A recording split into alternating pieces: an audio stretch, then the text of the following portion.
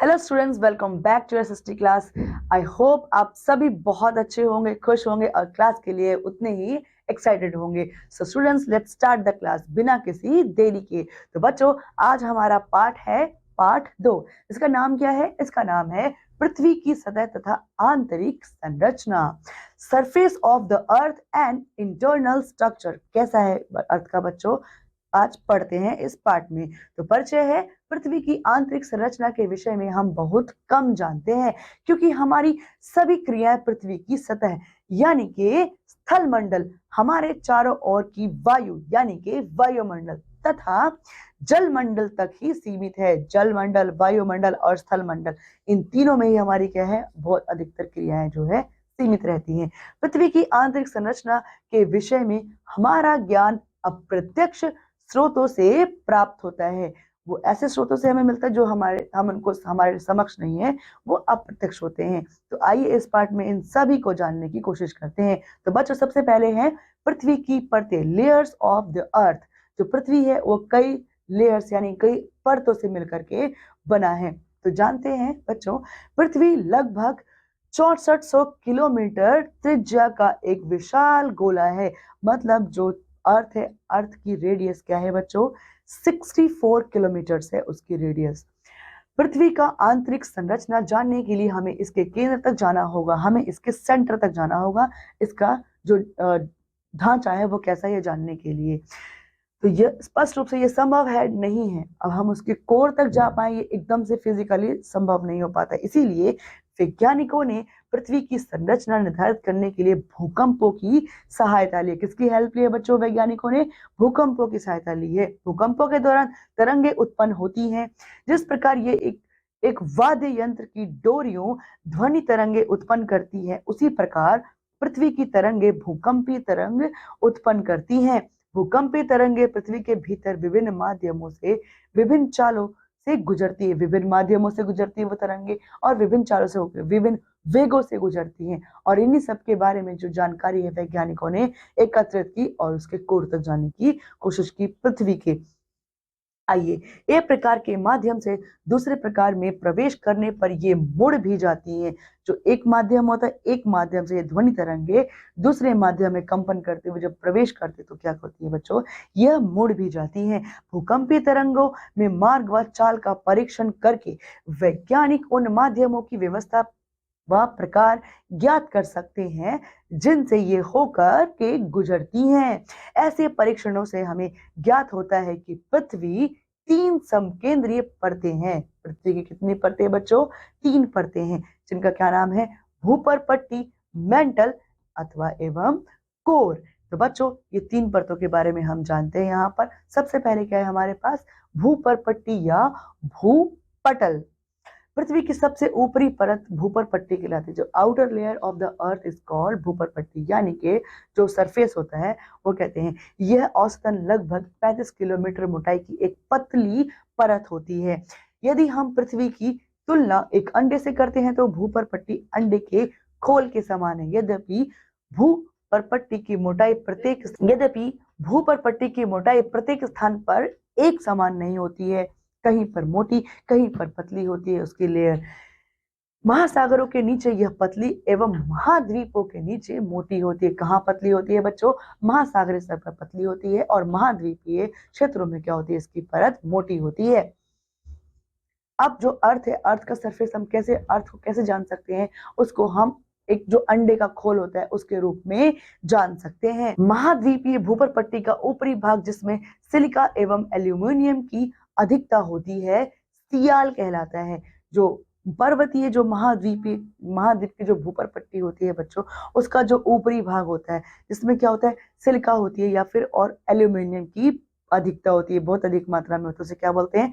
सियाल कहते हैं। महाद्वीपीय भूपर्पट्टी के निचले भाग, महासागरीय भूपर्पट्टी के संपूर्ण भाग में मुख्यतः क्या होता है बच्चों? सिलिका व मैग्नीशियम की अधिकता होती है। को एक साथ मिलाकर सिया कहा जाता है। जब उनको एक साथ मिलाते हैं तो उन्हें क्या कहते हैं? उन्हें सिया कहते हैं। भूपर्पट्टी की सतह अत्यधिक विषम है, बहुत अलग होती है। उदाहरण के लिए विश्व की सबसे ऊंची पर्वतीय चोटी माउंट एवरेस्ट, सबसे जो ऊंची पर्वत चोटी है वो क्या है, माउंट एवरेस्ट है, जिसकी ऊंचाई क्या है बच्चों, 8,848 मीटर ऊंची है। जबकि जो प्रशांत महासागर में स्थित सबसे गहरा बिंदु मरियाना गर्त की गहराई समुद्र तल से बच्चों 11,034 मीटर नीचे है। यह बहुत बड़ा अमाउंट है बच्चों गहराई का। जैसे जो माउंट एवरेस्ट की ऊंचाई कितनी, 8,848 मीटर है। और जबकि जो प्रशांत महासागर में जो स्थित सबसे गहरा जो गर्त यानी कि मरीना ट्रेंच, जो ट्रेंच होती है मरीना ट्रेंच, वो क्या है, जो सबसे गहरी ट्रेंचेस में है एशिया की। तो बच्चों यहाँ किसकी गहराई कितनी बताइए, यहाँ पर 11,034 मीटर। अब दूसरी क्या आती है, यहाँ पर बच्चों आप देख सकते हैं यहाँ पर तीनों भाग को दर्शाया गया है। अर्थ की जो तीनों यहाँ पर भाग है उनको दर्शाया गया है। जैसे क्या है बच्चों, ये क्या है सेंटर में, ये क्या है, आंतरिक कोर है, ठीक है। और ये क्या है बच्चों, बाहरी कोर है। ये जो ये वाला पार्ट है बाहरी कोर है। अब इसे जो येलो पार्ट है इसे प्रवार मेंटल कहते हैं। और जो है बाहर का पार्ट हो गया इसे भूपरपट्टी यानी के क्रस्ट कहते हैं, आउटर लेयर ऑफ द अर्थ होती है। बच्चों आइए जानते हैं पहले मेंटल के बारे में। तो यहाँ देख सकते हैं भूपरपट्टी के नीचे मेंटल स्थित होता है।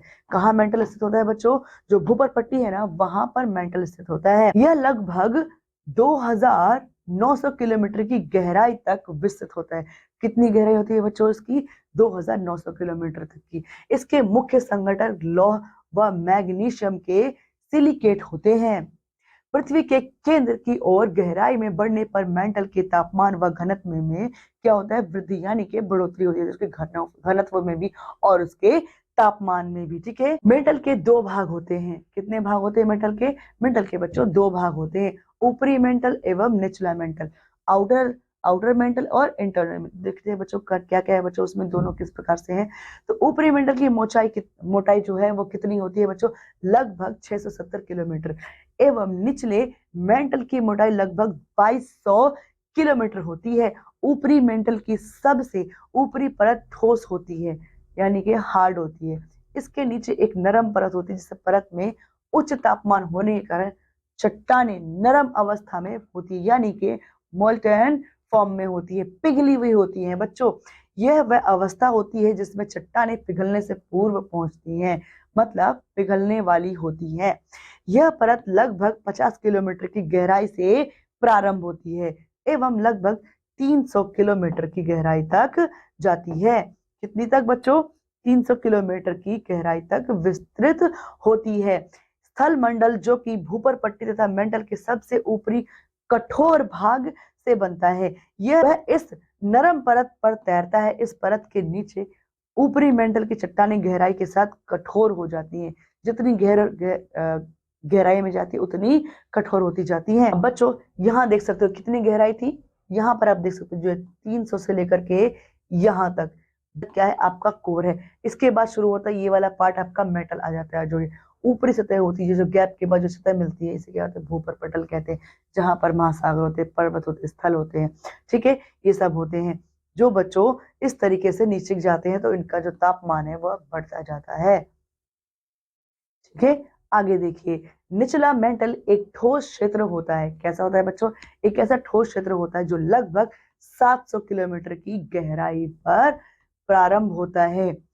ऊपरी मेंटल के विपरीत यह एक समान कठोरता वाली चट्टानों से निर्मित होता है, यानी कि जो समान कठोरता होती है उनसे मिलकर बना हुआ क्या होता है, चट्टानों से मिलकर के बना हुआ होता है, उनकी कठोरता से मिलकर के बना होता है बच्चों। तो यहाँ तक समझ में आया होगा आपको। आगे देखते हैं कोर या अंतरम भाग क्या होता है, यानी कि अंदर क्या होता है कोर के। तो पृथ्वी का सबसे भीतर की परत कोर कहलाती है, अंदर का आंतरिक सेंटर बिंदु।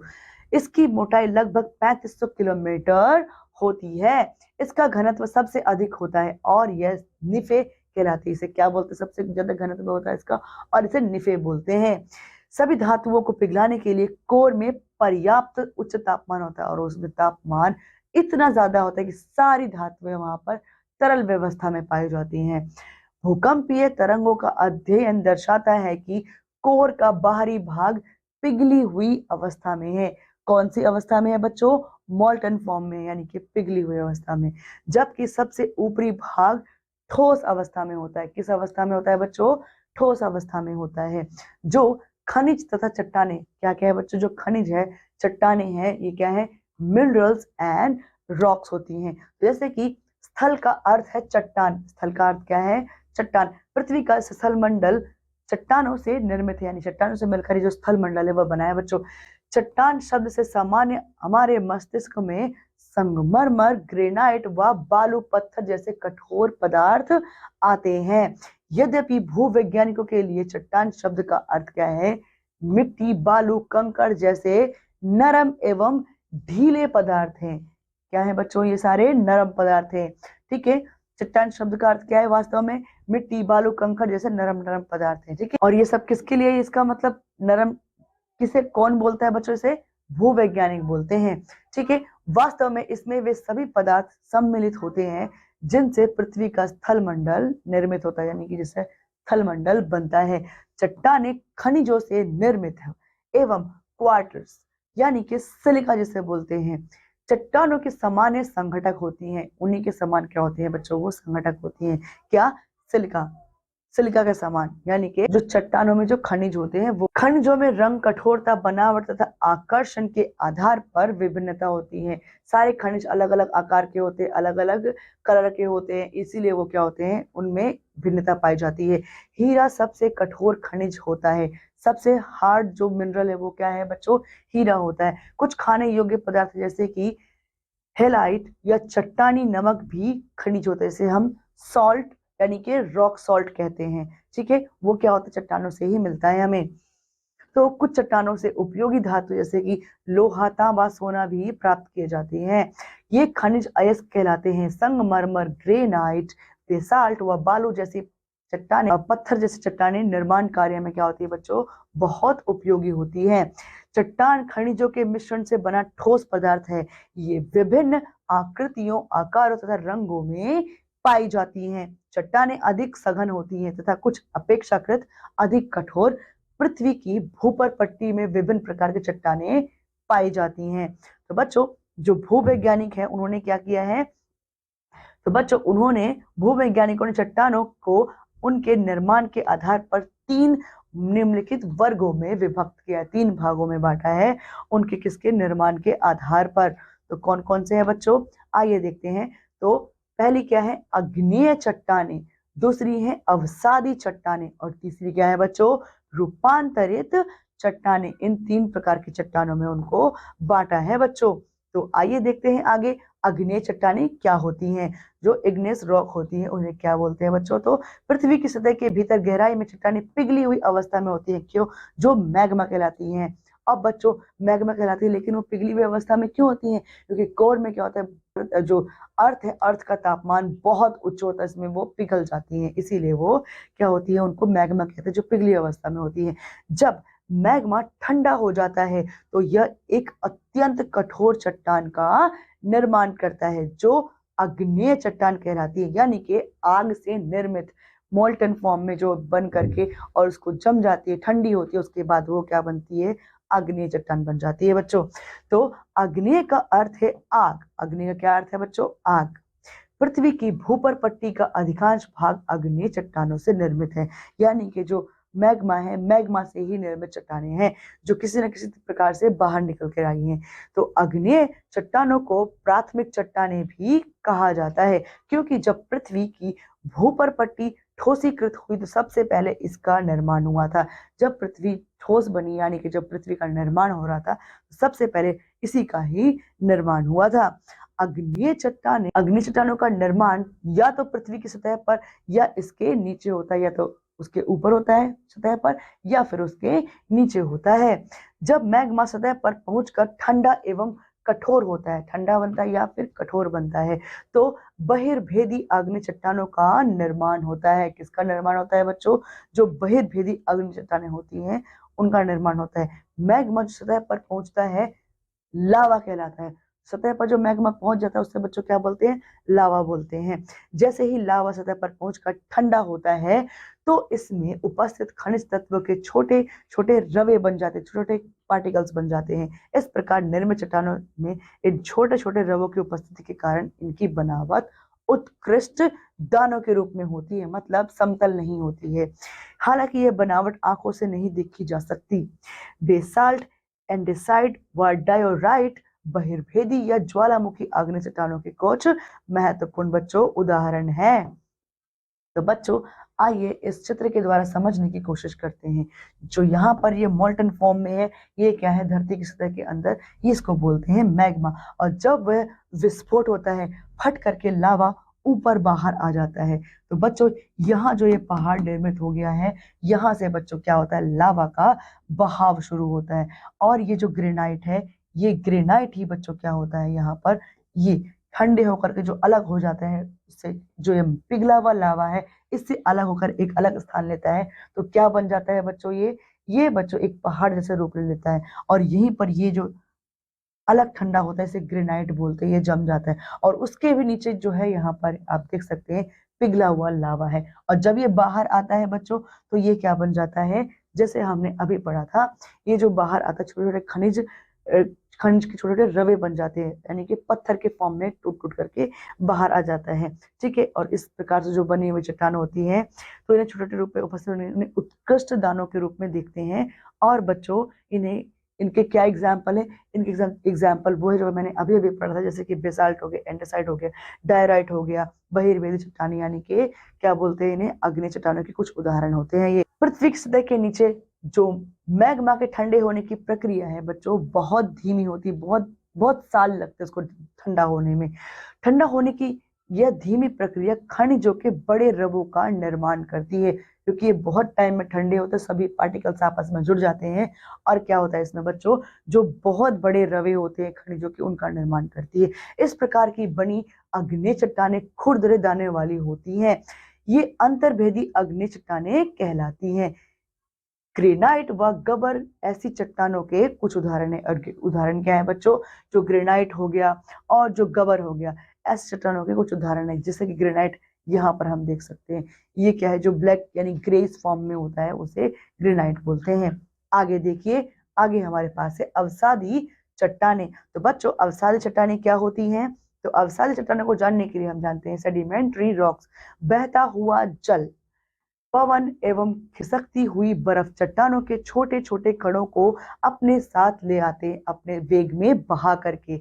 जब चट्टानों के ये कण स्थल या महासागरों के तल या नदियों में एकत्र हो जाते हैं, तो वे अवसाद कहलाते हैं। क्या बन जाते हैं बच्चों, अवसाद बन जाते हैं। अवसाद परतों के रूप में जमा होते हैं। ये चूने जैसी पदार्थों की उपस्थिति एवं ऊपरी परतों के दबाव के कारण अनेक वर्षों में कठोर हो जाते हैं। जैसे जैसे समय बीतता जाता है, उनकी परत एक दूसरे के ऊपर जमती जाती और वो एक दूसरे को अच्छे से पकड़ना शुरू कर देते हैं, और एक बार वो जुड़ करके एक ही पूरा एक बन जाते हैं। ठीक है, और ये बहुत कठोर और ये बहुत वर्षों में क्या होती है, एक कठोर चट्टान, कठोर पत्थर के रूप में बनकर बाहर आते हैं। जब ये परत जल के नीचे निर्मित होती है, तो जल का भार भी इनके कठोर होने में सहायता करता है। क्या, कौन बच्चों, जल का भार इन्हें के कठोर होने में सहायक होता है। आगे अवसादों की परतों के जमाव व कठोर होने से जो चट्टानें निर्मित होती है, वे अवसादी चट्टानें कहलाती हैं। ऐसी चट्टानें अक्सर विभिन्न संकटों की परतों से निर्मित होती है। जो बहुत सारी जो संगठक होते हैं, उनकी जो परतें होती है, उनसे एक के ऊपर जब परतें बनती जाती है बच्चों, तो उस प्रक्रिया से ये निर्मित होती हैं। आगे बालू, पत्थर, चूना, शैल, कंकड़ एवं संपीड़ित पत्थर इसी प्रकार की चट्टानों के उदाहरण जो हमें नदी किनारे, समुद्र किनारे भी देखने को बच्चों मिलती हैं। तो यहाँ पर आप देख सकते हैं, ये क्या है, ये चित्र है अवसादी चट्टानों का, जो एक के ऊपर अवसाद जमा होते होते एक चट्टान का उसने रूप ले लिया है। आगे देखिए, कोयला भी एक अवसादी चट्टान है, परंतु अन्य अवसादी चट्टानों के विपरीत हम आज जो कोयला देखते हैं, उसका निर्माण जीवधारियों के अवशेषों, यानी कि जो जीवधारियों, जो जानवर है, जीव प्राणी है, उनके जो अवशेष है, जो मुख्यतः उनमें पौधे आते हैं, कि अन्य अवसादों के कारण सैकड़ों वर्ष पूर्व नीचे दब जाने से हुआ है। सैकड़ों वर्ष तक वो नीचे दबे रहे हैं और दबे दबे होने के कारण वो क्या बन गए हैं बच्चों, वो उनका जो अवसादी चट्टानों के रूप में वह परिवर्तित हो गए हैं, जिसमें कोयला क्या है, एक बहुत बड़ा उदाहरण है। पृथ्वी की सतह के नीचे ताप व दाब ने इन अवशेषों को कार्बन में परिवर्तित कर दिया है। क्या किसमें परिवर्तित कर दिया था बच्चों? कार्बन में बदल दिया, जो कोयले का संघटक होता है, जिससे कोयला निर्माण होता है। पेट्रोलियम अवसादी चट्टानों में पाया जाता है। जो पेट्रोलियम है वो अवसादी चट्टानों में पाया जाता है। पेट्रोलियम का निर्माण पौधों व जीवधारियों के अवशेषों के विघटन से हुआ है, जो सैकड़ों वर्ष पूर्व पृथ्वी की सतह के नीचे दब गए थे, और दबते दबते उन्होंने क्या कर दिया है, वो मिट्टी के साथ अभिक्रिया करके बच्चों उन्होंने पेट्रोलियम का निर्माण कर दिया है। चट्टानों की परतों में दबे पौधे व जीवधारियों के अवशेष जीवाश्म कहलाते हैं बच्चों। ये बहुत इंपॉर्टेंट है। क्या जीवाश्म क्या होते हैं? तो बच्चों चट्टानों की परतों के जो नीचे जो दब जाते हैं पौधे और जीव वगैरह, वो क्या कहलाते हैं बच्चों? जीवाश्म कहलाते हैं। अतः पेट्रोलियम व कोयला जीवाश्म ईंधन है, और इन्हीं से क्या बनता है? इन्हीं के दबने से बच्चों कोयला व पेट्रोलियम बनता है, जिन्हें जीवाश्म ईंधन कहते हैं। तो आइए देखिए, रूपांतरित या कायांतरित चट्टानें। अब रूपांतरित या कायांतरित चट्टानें कैसी होती है बच्चों? मेटामॉर्फिक रॉक्स जिन्हें बोलते हैं। तो कायांतरित शब्द का अर्थ है रूप बदलना। कायांतरित मतलब अपना जो रूप है वो बदल देना। अग्नेय एवं अवसादी चट्टानें उच्च ताप या दाब के प्रभाव में अपना रूप परिवर्तित कर देती हैं। ऐसी परिवर्तित चट्टानें कायांतरित चट्टानें कहलाती हैं। तो ऐसी चट्टानों को क्या बोलते हैं बच्चों? ऐसी चट्टानों को हम बोलते हैं कायांतरित चट्टानें। कायांतरित चट्टानें सामान्यतः अत्यंत कठोर होती है, बहुत सॉलिड होती हैं। ऐसी चट्टानों के कुछ सामान्य उदाहरण क्या है बच्चों? संगमरमर जो कि चूने पत्थर से निर्मित होता है, स्लेट जो शैल से निर्मित होता है, एवं क्वार्ट्जाइट बालू पत्थर से जो बना हुआ होता है। पृथ्वी की सतह के नीचे गहराई से निकलने वाला जो लावा है, जिसको मैग्मा बोलते हैं, अग्नेय चट्टानों का निर्माण करता है। अनेक प्रकार के चट्टानों के टूटने से उत्पन्न जो अवसाद चट्टानों का क्या होता है बच्चों? निर्माण होता है। अत्यधिक ताप एवं दाब के कारण अग्नि चट्टानें एवं अवसाद चट्टानों से कायांतरित चट्टानों का निर्माण होता है। जब चट्टानें होती है बच्चों जो ताप द्वारा पिघलती है, तो नए मैग्मा का फिर से निर्माण होता है। तो बच्चों समझ आ रहा होगा आपको, आप यहाँ पर देख सकते हो इस चित्र में जो रूपांतरित चट्टानें हैं उनका फॉर्मेशन कैसे हुआ ये दिखाया गया है। जैसे कि यहाँ पर आप देख सकते हो, ये क्या है? Metamorphic rocks. कैसे बनती है बच्चों? से मेल्टिंग मैग्मा है, ये फ्लोट होकर के ऊपर जाता है। अब ये यहाँ पर पहले जो अत्यंत गर्म था वो लावा के फॉर्म में क्या हो गया है बच्चों? फूट करके बाहर आ गया है। और दूसरा जो क्रिजल्ट ऑफ मैग्मा थे वो इस तरीके से ऊपर ऊपर ऊपर जमते हुए इग्नियस रॉक के फॉर्म में बच्चों यहाँ पर क्या हो गया है? धीरे धीरे जमा होते होते क्या बन गया बच्चों? एक पहाड़ का रूप ले लिया है उसने, ठीक है। और इसको slow uplift to the surface. अब ये धीरे धीरे ये प्रक्रिया होती है, बहुत धीरे होती है, ठीक है। अब यहाँ ट्रांसपोर्ट एंड डिपोजिशन। अब यहाँ पर क्या होता है? जो कंपोज यहाँ पर आगे चलते थे जो डिकम्पोजिशन होता है, डिपोजिशन लेते हुए बच्चों यहाँ पर सेडिमेंटेशन हो जाता है। फिर उसके बाद यहाँ पर दोबारा जो प्रोसेस होता है जो कंपैक्शन होता है सेमेंटेशन का, तो यहाँ पर उसके बाद इस प्रोसेस में आगे सेडिमेंट्री रॉक बनती है। फिर उसके आगे जो बुरियल है हाई टेम्परेचर में एंड प्रेशर में, वो फिर से क्या बन जाता है? यहाँ पर जाकर के मेल्ट होते हुए यहाँ पर मैग्मा में मिल जाता है। तो ये बच्चों क्या होता है? ये प्रोसेस है रूपांतरित चट्टानों के बनने का। आगे यहाँ देखिए, ये क्या है बच्चों? शैल चक्र है, जिसे रॉक साइकिल कहते हैं। तो भूगर्भ में चलने वाले परिवर्तन चक्र के कारण शैल एक दूसरे में बदलती रहती है। किसके कारण बच्चों? जो भूगर्भ में चलता है जो परिवर्तन चक्र, उसके कारण एक शैल की दूसरी शैल में परिवर्तन होने की यह प्रक्रिया क्या कहलाती है बच्चों? इंपॉर्टेंट है, शैल चक्र कहलाती है। अब एक शैल दूसरे शैल में परिवर्तन हो रहा है और फिर वो दूसरे शैल में परिवर्तन हो रहा है, तो इसे क्या बोलेंगे? शैल चक्र बोलेंगे। पिघला हुआ मैग्मा ठंडा होकर अग्नेय शैल बन जाता है। क्या बनता है? अग्नेय शैल। अग्नेय शैल टूटकर खंड खंड होकर अवसादी शैल बन जाती है, ठीक है। जबकि जो अग्नेय तथा अवसादी शैलें कायांतरित शैल बन जाती है। उसके बाद जो अवसादी शैल होते हैं खंड खंड होकर जो टूट जाती है होकर अवसादी शैल बन जाती है, ठीक है। क्या? अग्नेय शैल टूट करके अवसादी शेल बनती हैं, जबकि अग्नेय तथा अवसादी शेल क्या होती है, दोनों कायांतरित शेल बन जाती हैं। पृथ्वी पर शैल चक्र सदैव चलता रहता है। शैलों का निर्माण जिन पदार्थों से हुआ है उन्हें खनिज कहते हैं। खनिज वह प्राकृतिक पदार्थ है जिसका निश्चित भौतिक और रासायनिक अपना गुणधर्म होता है। खनिज पदार्थ हमारे लिए निम्नवत महत्वपूर्ण है। इस इन निम्न तरीकों से, निम्न बिंदुओं से हमारे लिए क्या है, वो इम्पोर्टेंट है। ठीक है, खनिज पदार्थ। तो बच्चों आइए जानते हैं, खनिज पदार्थ अनेक उद्योगों में प्रयुक्त होते हैं। बहुत सारे उद्योगों में एज अ रॉ मटेरियल खनिज पदार्थों का प्रयोग किया जाता है। इनका प्रयोग प्राकृतिक गैस, कोयले तथा खनिज तेल के रूप में ईंधन के लिए किए जाते हैं। एज अ फ्यूल ये यूज किए जाते हैं। खनिज पदार्थों से अनेक औषधियां भी, बहुत सारी मेडिसिन प्रॉपर्टी होती है इनके अंदर, इसलिए इनको मेडिसिन बनाने में भी यूज किया जाता है। खनिज पदार्थ उर्वरक बनाने में काम आते हैं। लोहा, तांबा, एल्यूमिनियम का प्रयोग मशीन, बर्तन तथा उपकरण बनाने में बच्चों किया जाता है। यूरेनियम तथा थोरियम परमाणु ऊर्जा बनाने में क्या होती है, प्रयुक्त होती है। यूरेनियम और थोरियम परमाणु ऊर्जा। ठीक है, हमारे क्षेत्र में खनिज पदार्थों का अभाव है क्योंकि यह पूरा क्षेत्र उपजाऊ मिट्टी से बना है। इसका महत्व कृषि और पशुपालन की दृष्टि से भी बहुत ज्यादा अधिक है बच्चों। तो बच्चों आप यहाँ पर देख पाते हैं, यहाँ पर आपको देखने को मिलता है जो शैल चक्र है वह क्या है। जो शैल यानी कि जो मैग्मा है, मैग्मा से क्या हो जाता है बच्चों, यहाँ पर आप देख सकते हैं, यहाँ पर जैसे कि इस तरफ से अगर हम जाते हैं तो बच्चों कायांतरित शैल बनती, फिर अवसादी शैल में बदलती, फिर टूट करके अवसाद तलछट बन जाती है, फिर अगेन वो अग्नेय शैल में परिवर्तित होती है। और इस प्रकार से बच्चों ये जो क्रम है, ये चक्र है, यह चलता रहता है। तो आइए पाठ के बाद कुछ महत्वपूर्ण बिंदुओं को दोहरा लेते हैं। तो बच्चों आओ दोहराए।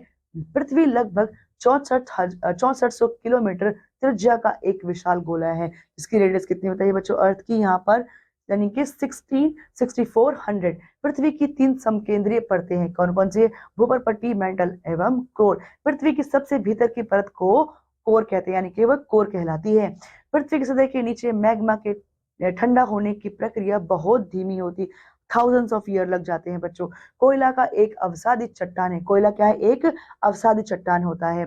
पेट्रोलियम व कोयला जीवाश्म ईंधन है, यानी कि जो जीव हैं उनके दबने के कारण सैकड़ों साल में वो क्या बनते हैं, पेट्रोलियम व या फिर कह सकते हैं जीवाश्म ईंधन बन जाते हैं। खनिज पदार्थ उर्वरक बनाने में काम आते हैं। जो खनिज पदार्थ है बच्चों क्या करते हैं, उर्वरक बनाने में काम आते हैं।